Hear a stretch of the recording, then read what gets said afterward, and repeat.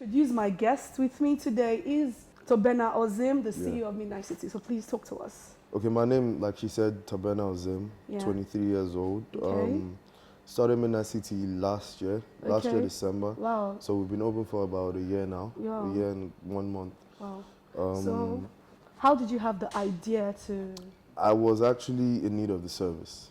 Okay, so I had just gotten back from England and I was hungry. It was past 11 and I was with my friend and I asked him, okay, how can we get food? And he said, okay, we have to go out. And I figured not everybody likes to go out that late, or some people just rather have the food come to them. So I figured, why not?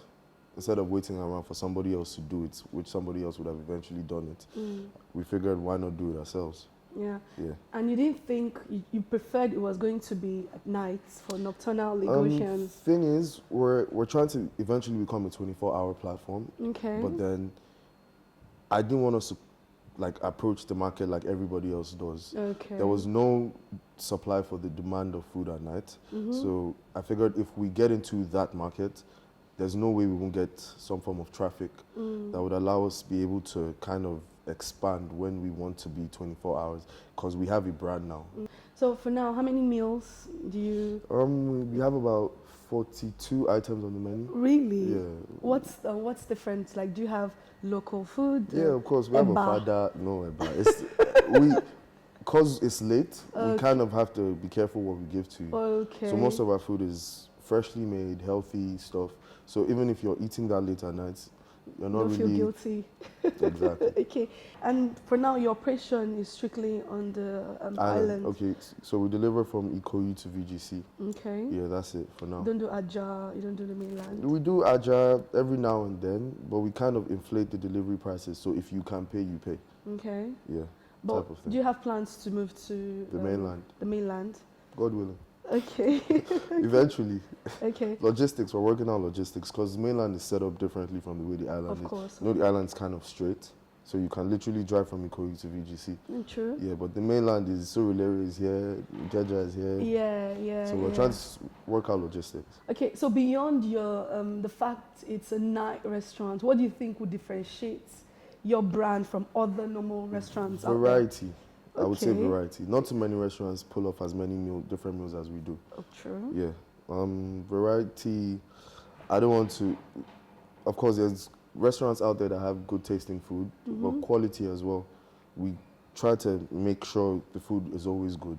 Okay. With how many things we make, yeah, we try to make sure the food is always good. So I guess variety, quality, and the hours we work set us apart.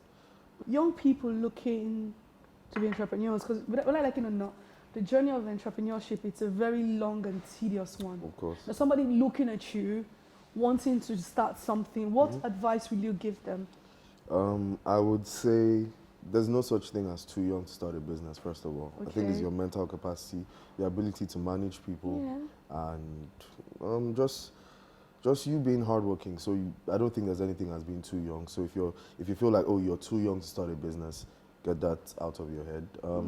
Two, people always want to do things when they feel like, okay, they've mapped out every single step or have every single thing figured out.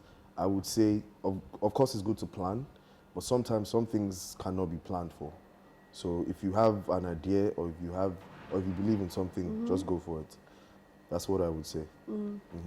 That's a fantastic one. Now, I read your bio, and it says you studied abroad, right? Yeah. Now, would you say that, like, you studied abroad, would you say the business environment in Nigeria is tolerable? It's tolerable, but it's not for everybody. Tell me. Exactly, it's difficult. Like, little things interfere, things that are not even supposed to be interfering with your business, like network, like police. Wow. Like, there being traffic at 2 a.m. for some reason. Like, poor infrastructure. It's tolerable, of course. There's a lot of successful businesses in Nigeria. That means it's tolerable, but it's not easy. It's not. It's not easy. There was this thing I saw on social media. It was so funny. A woman came out and talked. She's a caterer, right? Okay. She delivers food, almost the same line of business. And then she gives her food to Uber people to deliver.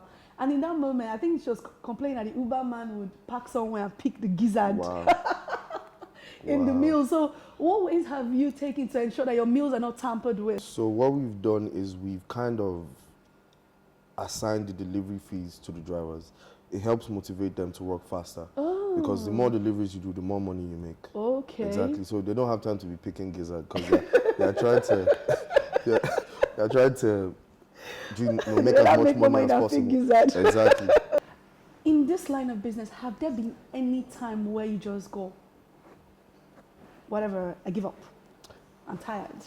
Yeah, there's been times where we've had to even close early because things didn't go according to plan. Tell me. Yeah, okay, so we have suppliers that supply different things, right? Mm-hmm. So some days the suppliers don't meet up. Oh. So one day like 7 months ago when we first opened, we're open and we didn't have bags to put the people's orders in. Wow. Yeah, so we ran out of bags. We had about 50. We thought, okay, it will only be 50 orders. It's a Wednesday. We're not that popular yet, but they surprised us and we ran out of bags, so we had to close early. Oh. I didn't want us to close, so I was telling them, okay, take the food in the delivery bags, take it upstairs, carry it, drop it on their table if you have to. Yeah. But it was tacky, so we had to close early. We've had power outages. Wow. That it's just like, what's going on type of thing. We have network issues quite a lot that it frustrates me. The time where my cousin got attacked, because he was helping me do deliveries. Okay. Yeah, it was somehow, because I was like, okay, well, I'm not even paying him or anything like that. He's doing it for me because we're family, and they almost took off his leg. Thank you so much for talking to us. Thank you guys for coming. This was fun. So we've been talking to Tobenna Ozim, the 23-year-old that is exploring the nightlife in Lagos, delivering food to people, not just food, delicious music that I've tasted a few times. So as always, keep watching Happenings TV, keep reading Happenings Magazine, keep listening to Happenings Radio.